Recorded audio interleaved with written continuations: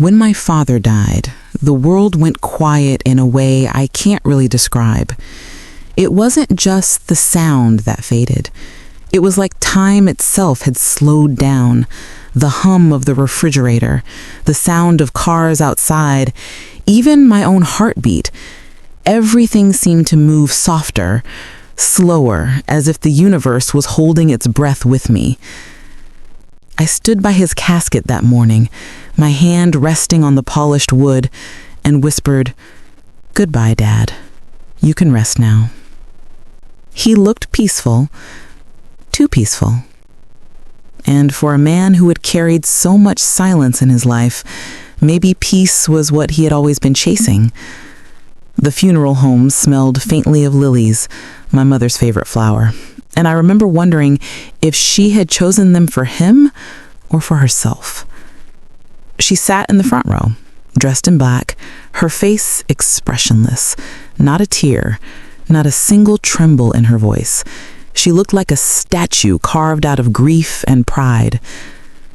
People said he was a good man as they passed by, touching my shoulder or pressing my hand, and he was. At least that's what I had always believed. He was quiet, steady, the kind of man who fixed what was broken and never complained. But he was also a mystery, even to us, his own family. I used to think that was just how men of his generation were. You know, the type who'd rather mend a fence than talk about their feelings. But after that day, after what I found, I realized there was more to his silence than I ever knew. That night, after everyone had left, I drove back to my parents' house, the old white farmhouse sitting on the edge of town. It looked smaller somehow, as if grief had shrunk it. Every creak of the floorboards, every hum of the heater reminded me of him. I was alone in the living room, surrounded by photos. My parents on their wedding day, my dad holding me as a baby, his hand steady under my tiny head, family trips, birthdays, Christmas mornings. I remember picking up one photo. It was from my 10th birthday. Dad was smiling, but his eyes, they looked tired. I didn't notice it then, but now, staring at that picture, I could almost feel that hidden sadness behind his grin. Mom was upstairs resting, or maybe pretending to. She had always been good at hiding her emotions. I decided to start sorting through Dad's things, not because I was ready, but because I didn't know what else to do with myself. The drawers of his desk smelled like cedar and tobacco. I went through each one carefully. Old receipts, notebooks, tools, little notes written in his neat handwriting. Then, in the back of the bottom drawer, I found a small wooden box I had never seen before. It was simple. No lock, no name, just a box. But something about it felt heavy, not in weight, but in meaning. When I opened it, there were a few things inside. An old wristwatch, a faded photograph of a young woman I didn't recognize, and a single envelope. The envelope had my name on it, written in my father's handwriting. For a moment, I couldn't move. I just sat there staring at it, my heart pounding. He had never been one for letters, not birthdays, not holidays, not even when I moved out years ago. So why this one? And why now? Hidden away like a secret meant to stay buried. I remember whispering, "Dad, what did you want me to find?" My fingers trembled as I tore open the envelope. Inside was a letter, 3 pages long, written in ink that had faded with time. The first line read, "If you're reading this, I'm gone, and I need you to know the truth." I felt the air leave my lungs. The truth? What truth? He had been gone less than a day, and already I could feel his voice echoing through my mind. I began to read, "You've always been my little girl. From the moment I held you, I knew my life had a purpose. But there's something you were never told, something your mother and I promised to take to our graves." My hand froze. I looked up, half expecting him to standing there, shaking his head, telling me not to go on. But the room was silent, only the sound of my heartbeat filling the air. I continued, "You were born into love, but not the kind of love people talk about openly. Before you were born, your mother loved someone else, a man named Michael. He was your real father." I dropped the letter. For a second, I didn't believe what I had read. It couldn't be true. Not my dad, not our family. I picked it up again, reading the words over and over until the ink seemed to blur. "He didn't abandon you. He didn't even know you existed. I met your mother after she left him. She was lost, scared, and carrying you. I loved her. I loved you. I said yes to being your father because I couldn't imagine you growing up without one. And I never regretted it. I could barely breathe. My throat burned. My chest ached. I remember whispering, 'No, no, this isn't real.' But the handwriting was his. Every loop, every curve of the letters, it was his. I sat there in that small living room, clutching the letter to my chest, and the world felt different. Not just sad, unfamiliar. Like everything I thought I knew had shifted an inch to the left and nothing fit anymore. How could I have lived all these years, loved my parents, trusted them, and not known something this big? Why had no one told me? The clock on the wall ticked softly. Outside, the wind howled through the trees. And for the first time, I didn't feel at home in my childhood house. It felt like someone else's story, and I was just a guest in it. I wanted to run upstairs, shake my mother awake, and demand answers. But something inside me stopped me.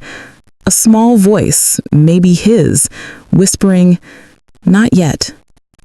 Let her rest." So I sat there instead, the letter in my lap, staring at the photograph again. The young woman in the faded picture, she was smiling. Her eyes soft, kind. And though I couldn't explain it, something in me recognized her. Something in me knew her.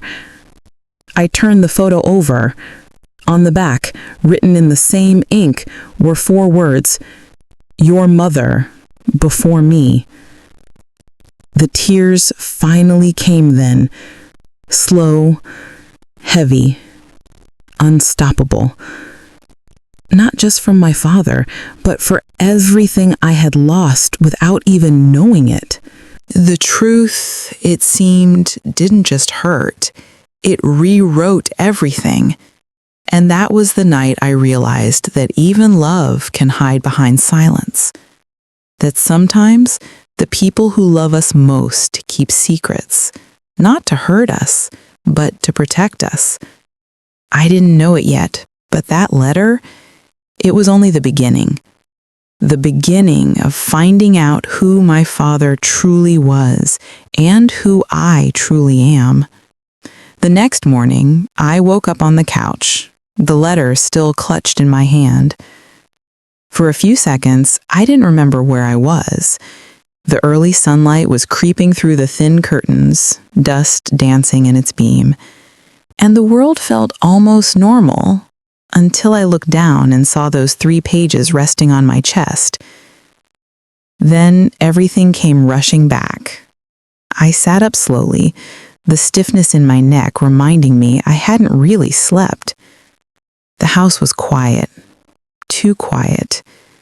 I could hear the ticking of the wall clock in the kitchen, the same one that had hung there my entire life. Dad used to joke that he could set his day by that sound. He'd say, "As long as that clock's ticking, this house is alive." Now, I wasn't so sure. Mom was already up when I went into the kitchen.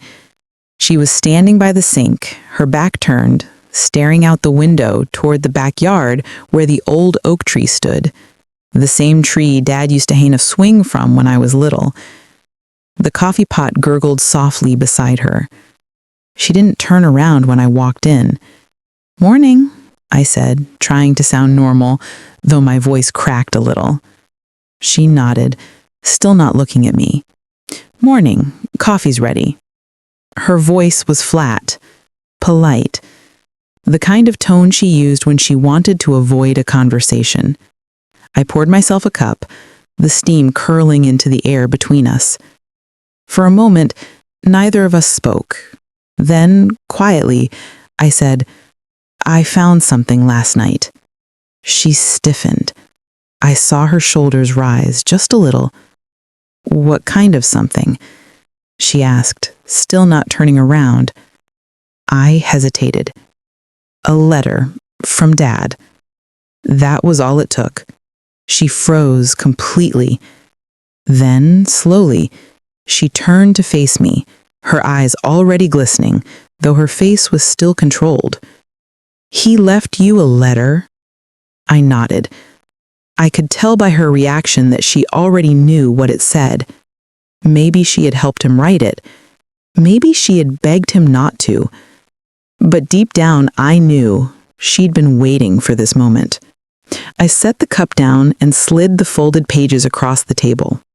Her hands trembled slightly as she reached for them. She didn't even open it. She just held it for a moment, staring at his handwriting like it was something sacred. "Did you read it?" she asked softly. I did. "And I know, Mom, about Michael." Her face crumpled. For the first time in my life, I'd never seen my mother cry. Not when my grandmother passed, not even when Dad first got sick. But now, her lips quivered, her hand covering her mouth as if she could stop the truth from escaping again.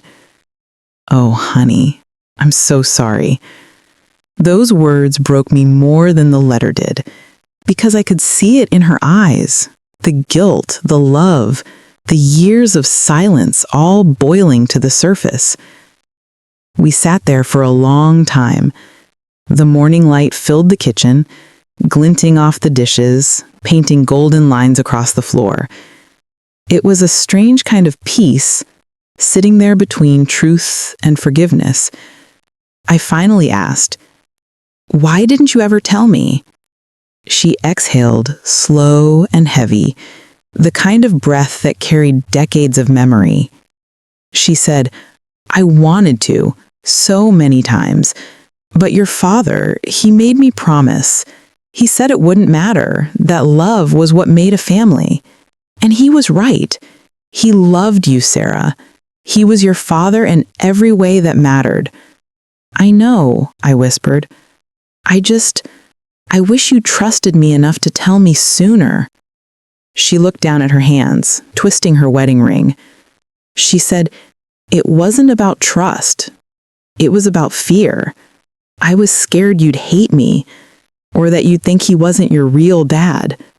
Her voice broke then, and the tears came silently. I reached across the table and took her hand. "I could never hate you," I said softly. I needed to understand." For a while, we just sat there, holding hands. Then she wiped her eyes and said, "Do you want to know about him? About Michael?" I hesitated. Part of me did. Part of me didn't want to open another door I couldn't close. But curiosity is a powerful thing, especially when it's about your own blood. "Yes," I said. "Tell me everything." She leaned back in her chair, staring at nothing for a moment, as if she were seeing ghosts. "I met him when I was 19, she said. "I was working at a diner in town. He came in one night with a group of friends. He wasn't from here, just passing through, helping his uncle with construction work. But when he smiled at me, I felt something I'd never felt before. Her lips trembled into a sad smile. We fell in love too fast, too young. We talked about marriage, about moving away, starting over. But then he left one day, said he had to take care of family matters. He promised to come back. He never did. She looked at me, her eyes wet again. I found out I was pregnant 2 weeks later. My breath caught in my throat. I could almost see it. My mother, 19, scared and alone, sitting on her bed with her hands over her stomach. "What did you do?" I asked quietly. She said, "I panicked, simply. I thought my life was over. My parents, they didn't take it well. My father wanted to send me away. But then your dad, the man you knew, came along. He worked at the same factory as my brother. He was kind, quiet, patient. He didn't judge me. When he found out I was expecting, he asked me to marry him." My chest tightened. "He knew?" She nodded. "He knew. From the beginning. He told me that love isn't about blood. It's about choice. He chose me, and he chose you." I couldn't stop crying then. Every memory of my father, his laugh, his patience, the way he tucked my hair behind my ear, it all hit me like a wave. He had carried that secret his whole life, not out of shame, but out of love. "I wish I could thank him," I whispered. Mom reached over and touched my cheek. "You did. Every day. He never doubted that." We both sat there quietly, listening to the faint creak of the house. Outside, the wind rustled through the oak tree, and I could almost hear his voice, steady and gentle, saying, "Take care of her for me." That day, I went through more of his things, not to find more secrets. I wasn't ready for that, but just to feel close to him again. His jacket still smelled like motor oil and cedar. His tools were neatly lined up, each one in its place, like soldiers standing in formation. Everything about him spoke of order, care, love in quiet ways. In his closet, I found a small box labeled "For Sarah." It wasn't the same one from before. This one had been wrapped carefully, as if he meant for me to find it after he was gone. Inside was a small music box, the kind with a tiny ballerina that spun when you wound it up. It played a soft, old tune that I couldn't quite place, but it felt familiar. There was a note inside, just a single line. Some things you don't have to understand to feel. I smiled through the tears. That was him. Simple, quiet wisdom wrapped in mystery. That night, I couldn't sleep. I kept replaying his words, Mom's story, everything. And then a thought struck me. If Michael was alive somewhere, did he ever wonder what happened to my mother? Did he ever think about the child he never knew existed? I tried to shake it off, but the question stuck to me like a shadow. It wasn't just curiosity anymore. It was something deeper, a pull, a longing to fill the space between truth and belonging. I decided then that I needed to find him. Not to replace my father, never that, but to understand the missing part of my story. I wanted to look him in the eye and see if I could find a piece of myself there. But I didn't know where to start. All I had was a name, Michael, and a story that had waited 28 years to be told. For the next few days, I tried to carry on like everything was normal. I cleaned out Dad's garage. I helped Mom with meals. I even went grocery shopping and pretended like life hadn't just turned upside down.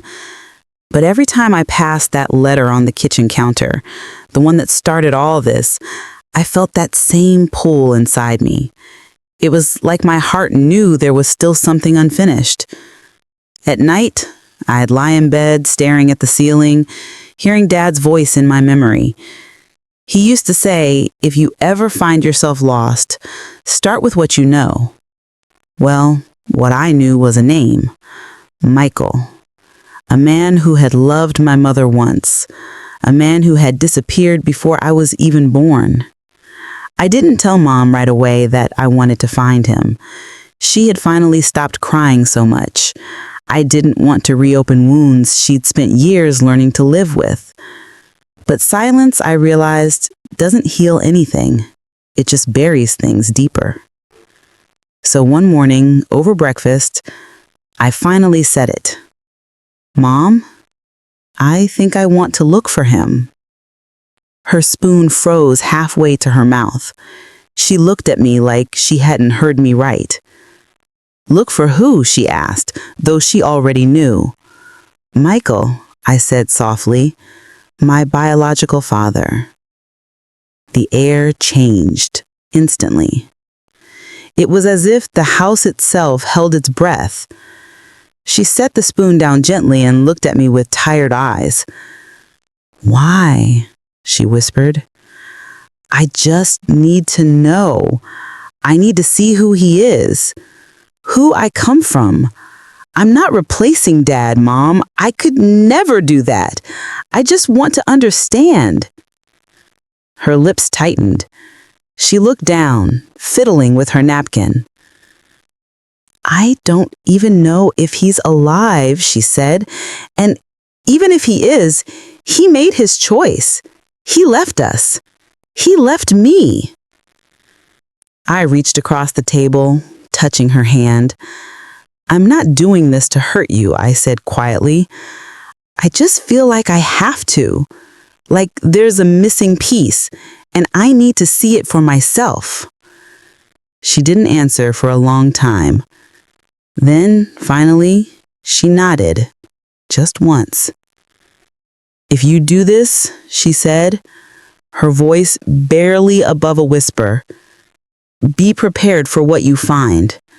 Some truths don't bring peace. Some only stir the pain. That night, I sat with my laptop and started searching. It felt strange typing Michael Carter, Kentucky into a search bar, not even sure what I was hoping to find. Hundreds of results came up. Old addresses, people long gone, half-complete records. It felt like chasing a shadow through time. I went through public records, social media profiles, old newspaper archives. Most led to dead ends. But then I found something, an obituary. It wasn't for him, but for a woman named Eleanor Carter, listed as survived by her son, Michael Carter. The town was about 3 hours from where we lived. My heart skipped a beat. It was the first real lead I had. I printed the obituary and showed it to Mom the next morning. She looked at it, then at me. Eleanor, she murmured, his mother. I remember her name. So you think it's him? She hesitated, then nodded slowly. It could be. They lived outside Lexington, near a lake. He used to talk about how peaceful it was there. I looked at her and I could see the memories flickering behind her eyes, one she'd probably tried to forget. Would you come with me? I asked. She shook her head. No, honey, that's your journey now. The next morning, I packed a small overnight bag and got into my car. Mom stood in the doorway, her hands wrapped around her coffee mug, watching me like she was seeing me off to war. Be careful, she said softly, and whatever you find, remember who your real father was. I will, I promised. The road stretched out ahead of me, long and empty. The drive to Lexington felt endless. Like the closer I got, the heavier my chest became. I stopped once at a gas station, staring at my reflection in the bathroom mirror. "What are you doing, Sarah?" The thought came from somewhere deep inside, but then another voice, softer, more certain, whispered back, "Finding the truth isn't about breaking the past, it's about setting it free." When I finally reached the small town, the sun was setting. It was one of those quiet American towns where time seemed to move slower. Old brick stores, faded signs, empty sidewalks. I found the address from the obituary and drove there slowly. It was a small white house with a porch swing that creaked in the wind. The yard was overgrown and the mailbox had the name Carter painted in peeling blue letters. For a long time, I just sat there in the car, staring at the house, afraid to move. Then I saw a man come out on the porch. He was tall, maybe in his late 50s, with graying hair and tired eyes. He looked nothing like me, and yet something about him felt familiar. The way he rubbed his hands together, the way he scanned the sky before sitting down, little gestures that reminded me of myself. I didn't get out right away. My heart was pounding so hard I could feel it in my throat. Finally, I took a deep breath, opened the door, and walked towards him. He looked up as I stepped onto the porch. "Can I help you?" he asked, his voice calm but wary. I swallowed hard. I tried to speak, but the words stuck. Then finally I said it. "My name is Sarah. I think you knew my mother, Linda." The name hit him like a thunderclap. He froze, his face paling. For a few seconds, he didn't move. Then he whispered, "Linda Hayes?" I nodded. He stood up slowly, his eyes wide, his lips parting like he wanted to say something but couldn't. "My God," he said finally, "you're her daughter." I nodded again, my heart pounding. For a long moment, we just stood there in silence. Then he motioned towards the porch swing. "Come on in," he said softly. "We've got a lot to talk about." We sat there for over an hour as the sun dipped below the trees. He told me how he had loved my mother, how he had planned to come back for her, but life had a cruel way of changing plans. He said, "I got drafted, went overseas.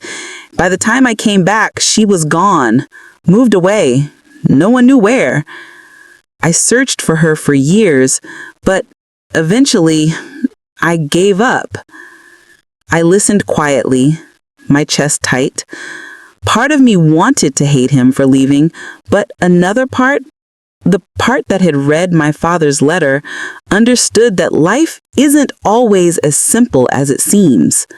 He looked at me, his eyes misty. "I always wondered if she'd had the baby," he said. "Guess I have my answer." I smiled sadly. "Yeah, that's me."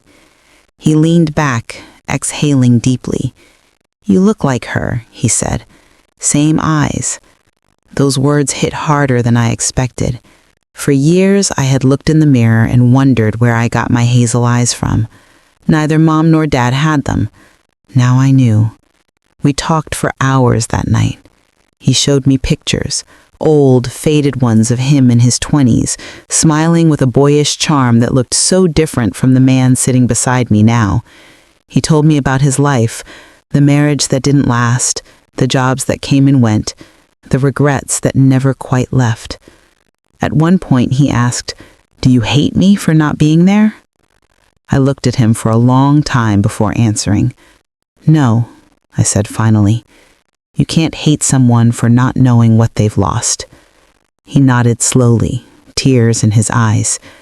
"That's kind of you, Sarah. Kinder than I deserve."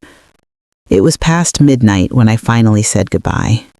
He hugged me before I left, awkwardly, hesitantly, like someone learning how to hug for the first time. But when he held on for that extra second, I felt something shift inside me. It wasn't forgiveness exactly, just understanding. And that, somehow, felt enough. When I got back to my car, I sat there for a long time, crying quietly into the dark. Not because I was sad, but because I felt something I hadn't in a long time. Complete. I drove back home under a silver moon, the road stretching endlessly behind me, the world finally feeling just a little lighter. I reached home late that night. The house was dark except for the soft glow coming from the kitchen window. Mom was still awake. When I walked in, she was sitting at the table with a half-finished cup of tea, her fingers tracing the rim of the mug in slow circles. She didn't look surprised to see me, almost like she'd been waiting. I stood there for a second, unsure what to say. Then I set my bag down and whispered, "I found him." Her eyes lifted slowly. The way she looked at me, half fear, half relief, made my chest ache. "Is he alive?" she asked. I nodded. "He's alive. He's, older, quieter. He said he tried to find you once." She looked away, her voice barely audible. "I don't doubt that." I sat down across from her. For a long time, we didn't speak. Just two women sitting in silence, both trying to gather the courage to face ghosts that had never really left. Finally, I reached across the table and said softly, "Mom, he wasn't angry. He wasn't bitter, just sad. I think he loved you more than you ever knew." Her eyes filled instantly and she shook her head.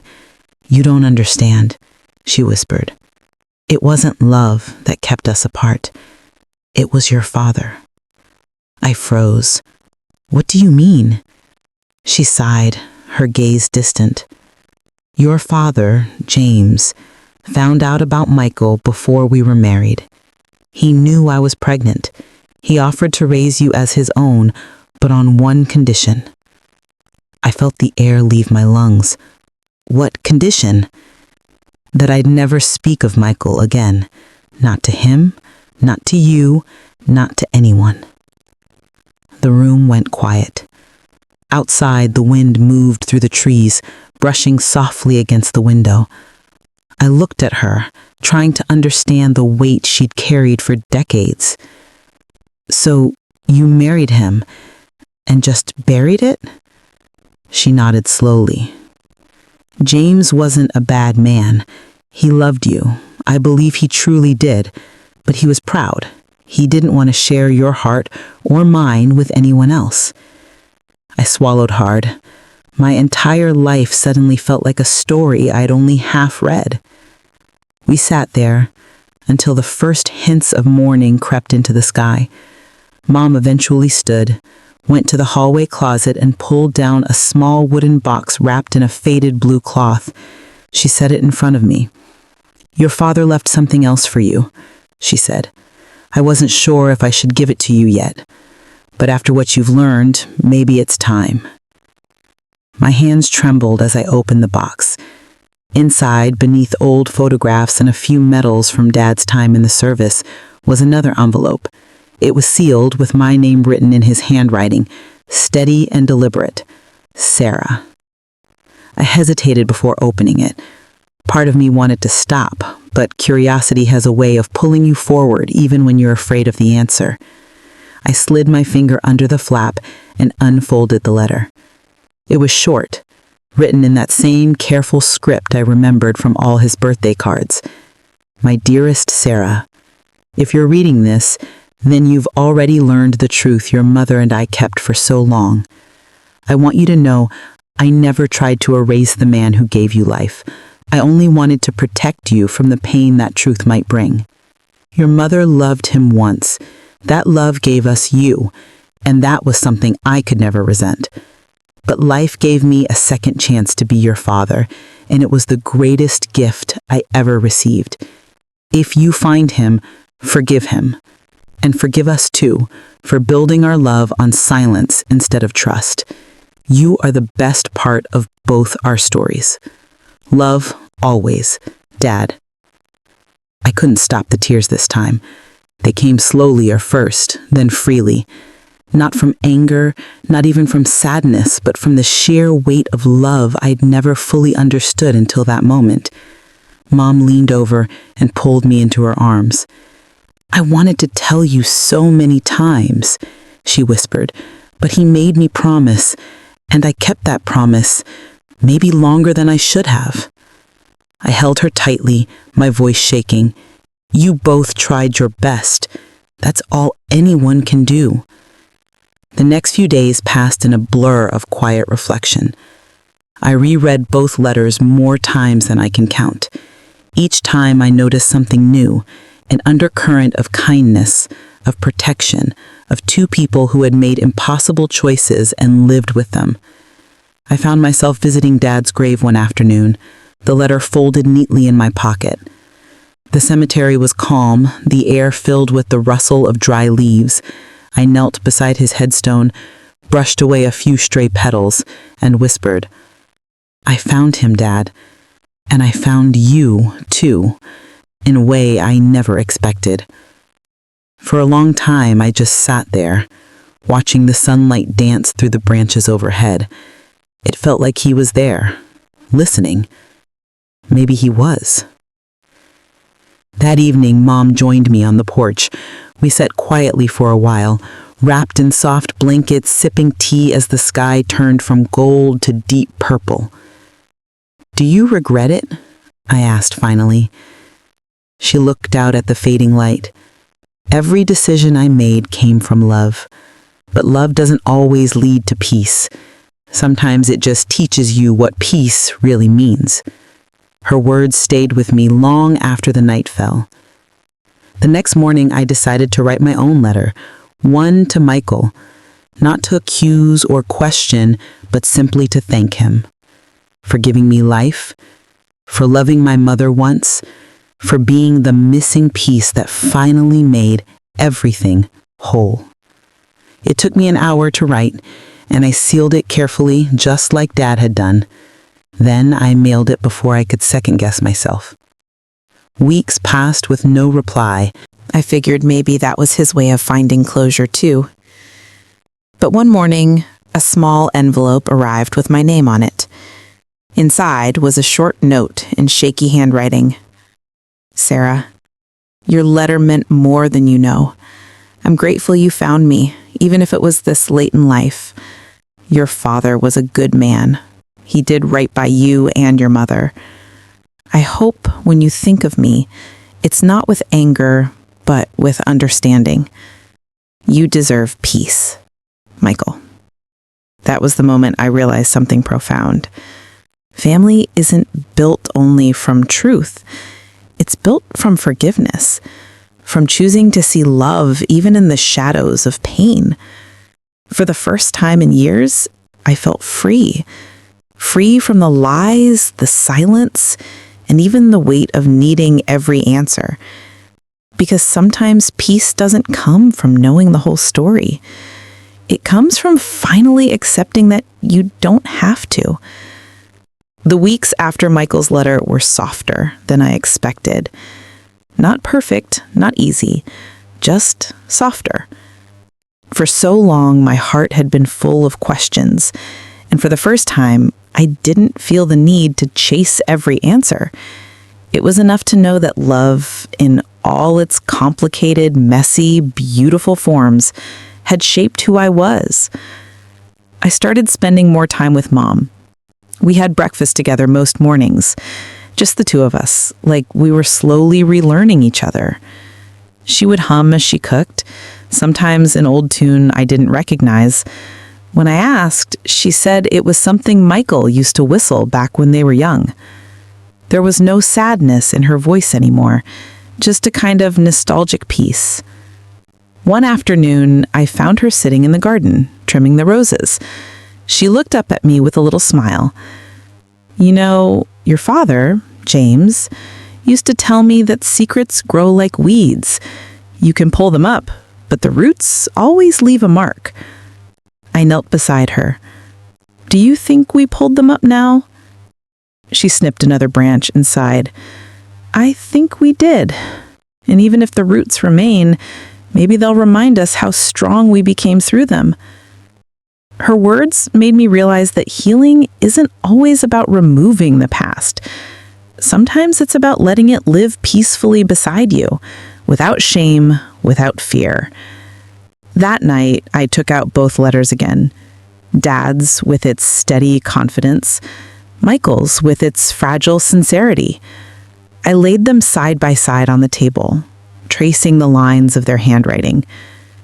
Two men, so different, yet both tied to me in ways that felt eternal. I thought about how love had stretched between them, unspoken, invisible, but real. It wasn't a rivalry. It was a chain of protection. Each man had done what he thought was best for me, and maybe that was enough. Over the next few months, Mom began to talk more openly about her past. She told me how she met Michael at a small library downtown when she was 19 and shy, hiding behind stacks of poetry books. She told me how they used to walk by the river, how they'd planned to move to California before everything changed. Her face would light up as she spoke, and I could tell that remembering didn't hurt anymore. It almost healed her, like saying his name aloud brought balance back to her story. As for me, I found a new kind of comfort in the ordinary. Morning coffee, long walks, reading by the window where the sunlight hit just right. I even started volunteering at a community center, helping seniors write letters to their families. Most of them hadn't spoken to their children in years. I'd sit with them for hours, helping them find the right words. One day, a woman named Margaret asked me, "Do you think they'll forgive me if I finally tell them the truth?" I smiled softly. I think forgiveness starts the moment you decide to be honest with yourself first. Her eyes welled up and she whispered, "Then maybe it's time." That moment reminded me of Mom, of Dad, of Michael, of all the people who had chosen silence because they thought it was protection. Sometimes silence feels safer than truth, but truth, even when painful, sets the soul free. One evening, months later, I got a call from Michael's neighbor. She told me he had passed away quietly in his sleep. I sat on the edge of my bed, staring at the wall, feeling that familiar ache, but this time it was gentle. I didn't cry right away. I just sat there, thinking about the short time we'd known each other and how somehow it was still enough. I flew back to that little town by the coast for his funeral. Only a handful of people were there, a few old friends, the neighbor, and me. As I placed a single white rose on his casket, I whispered, "Thank you for being part of me." The wind picked up, carrying the scent of salt and earth. And in that quiet moment, I felt both my fathers around me, one who had given me life and one who had given me a home. When I returned home, Mom was waiting by the door. I didn't have to say anything. She just pulled me into her arms. We stood there for a long time, no words needed. After that day, something shifted between us. We didn't avoid the past anymore. Sometimes we even laughed about how life had managed to write such a complicated story for us, one that hurt, but also taught. A few months later, I decided to renovate Dad's old study. While sorting through boxes, I found a small cassette tape labeled "For Sarah, Someday." I almost didn't play it, afraid of what it might contain, but curiosity won again. When the tape began, Dad's voice filled the room, steady, warm, familiar. "Hey, kiddo, if you're hearing this, I guess it's someday. I don't know how old you'll be when you find this, but I hope you're happy.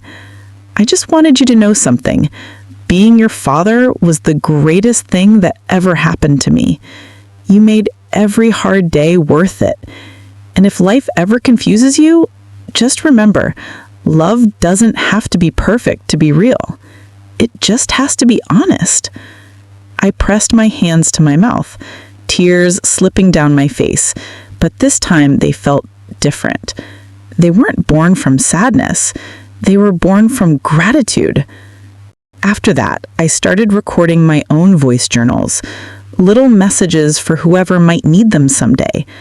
Not because I had secrets to hide, but because I wanted to leave behind something honest, something real. In one of them, I said, "If someone finds this one day, I hope they remember this. Forgiveness isn't a one-time act. It's a daily choice. And love is not about who stayed or who left. It's about who cared enough to protect you, even in silence." Years passed, and life slowly unfolded again. Mom grew older, her hair turning silver like moonlight. We spent evenings on the porch watching the sun go down, talking about everything and nothing. Sometimes she'd say, "I wish your father could see you now."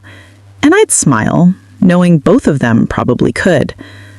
One night, as I tucked her into bed, she held my hand and said, "You know, Sarah, I used to think that keeping quiet was strength.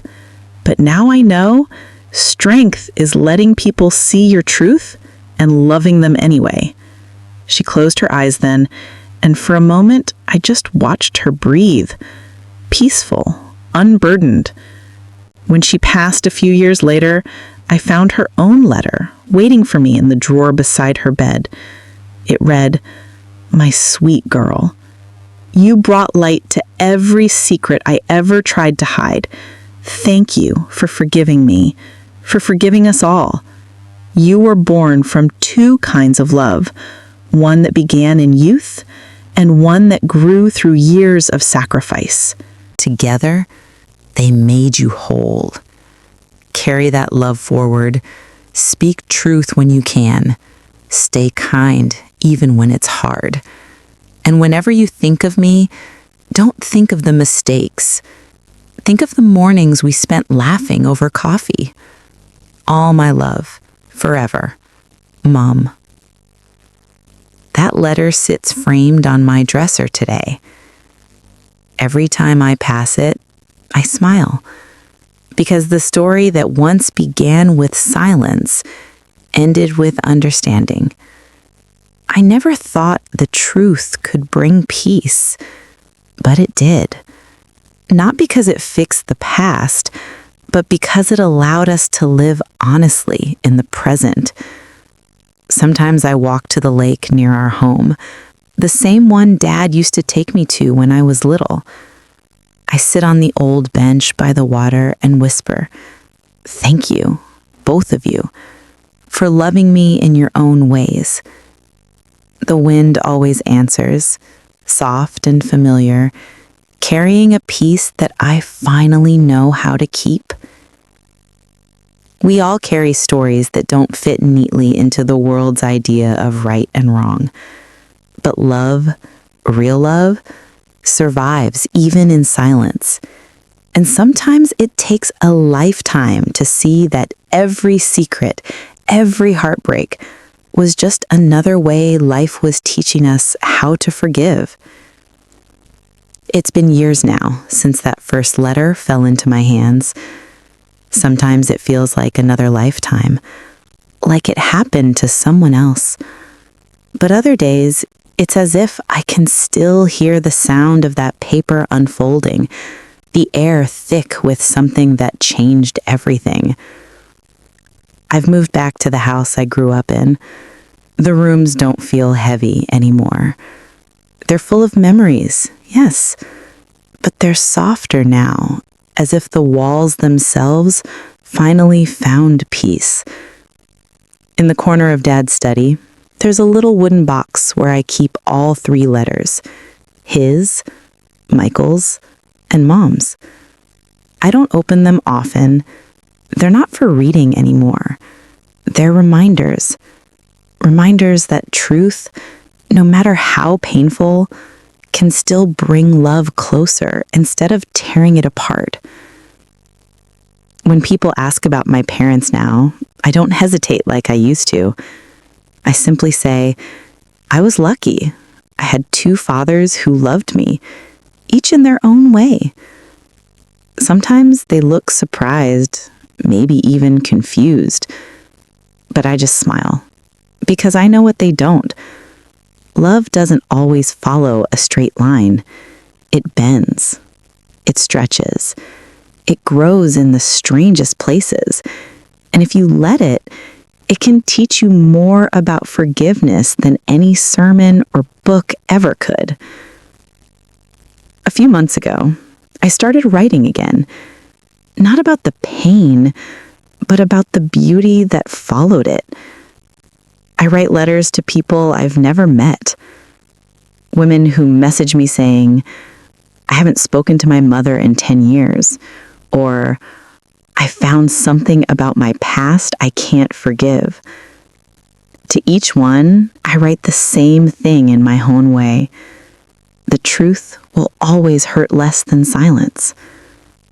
And I mean it, because I've lived both. Silence built walls around my heart, but truth opened a door I never knew was there.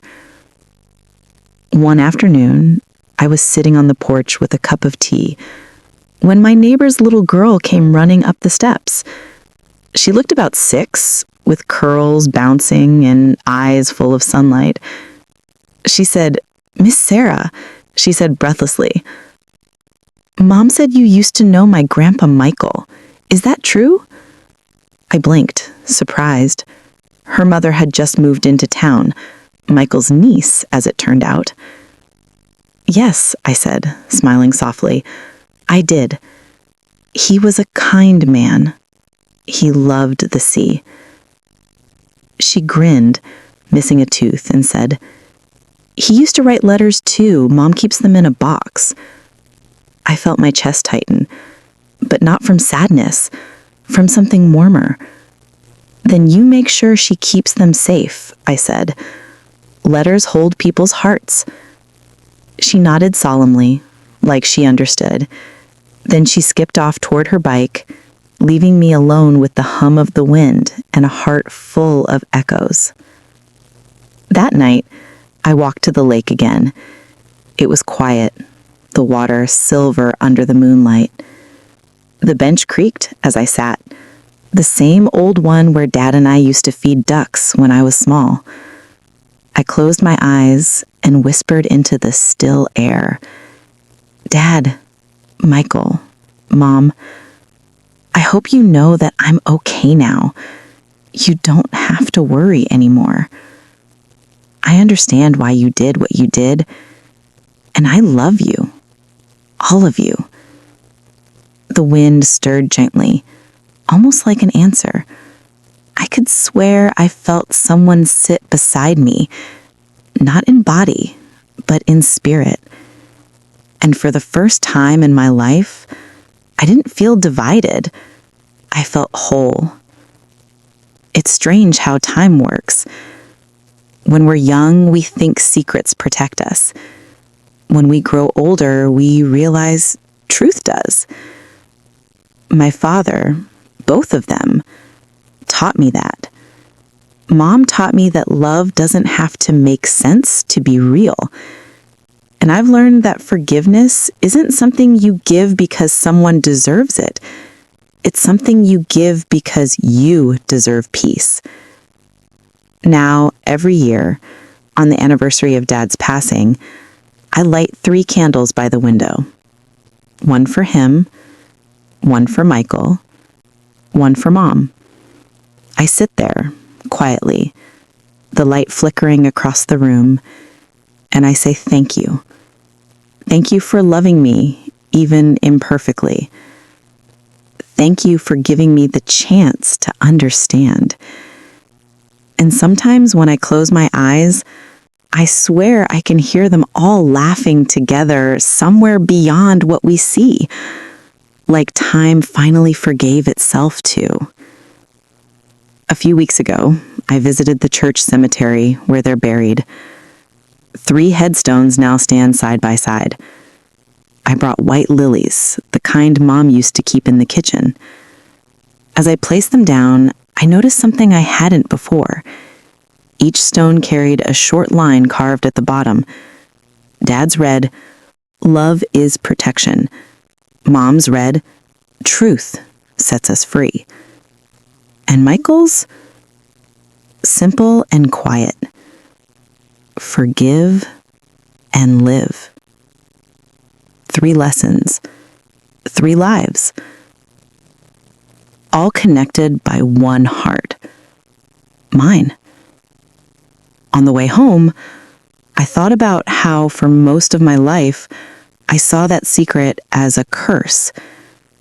But now I see it differently. It was a bridge. A way for me to learn what love really means. Not the kind that's perfect, but the kind that endures.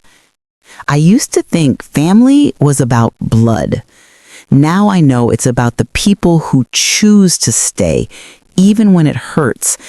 And sometimes that love is quiet, hidden behind litters, memories, or moments that never make sense until years later. If I could speak to my younger self, the girl who stood trembling with a letter in her hand, I'd tell her this: you will survive this. You will forgive. You will understand things you once thought impossible. And one day, you'll realize that every heartbreak was just your heart learning how to expand. Now, every time I pick up a pen, I think about legacy. Not the kind written in money or fame, but the kind written in honesty, in courage, in the quiet bravery of telling the truth. Because somewhere out there, another daughter is about to open a letter. And maybe, just maybe, she'll find peace in it, just like I did. Love is not about perfection. It's about persistence, about showing up again and again, even when it's hard. It's about forgiving the people who failed us and forgiving ourselves for not understanding sooner. And sometimes it's about reading the letter that changes everything and realizing that maybe it was never meant to break us. Maybe it was meant to set us free.